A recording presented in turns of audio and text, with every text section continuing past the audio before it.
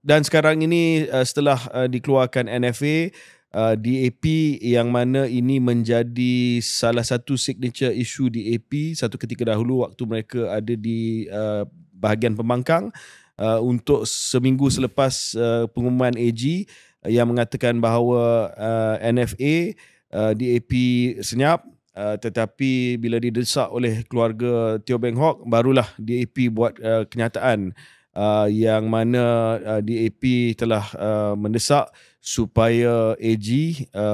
ataupun Jabatan Peguam Negara menyemak semula keputusan tiada tindakan lanjut NFA dalam kes kematian Teo Beng Hock, dan Gobind Singh dan Anthony Loke menyatakan bahawa Peguam Negara mempunyai budi bicara mutlak di bawah perlembagaan untuk mendakwa dan perlu menjelaskan mengapa ia tidak digunakan dalam kes ini. Syaril, ada satu berkenaan dengan technical tentang kes ini, sama ada pada pandangan AGC, Jabatan Peguam Negara, dia rasa bahawa bukti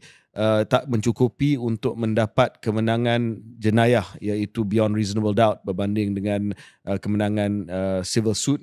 on the balance of probability. Yang kedua, DAP itu sendiri yang dilihat seolah-olah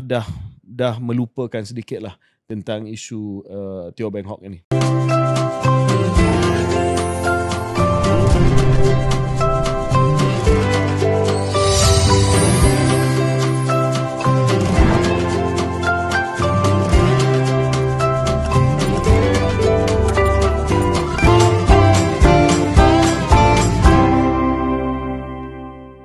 Jintel.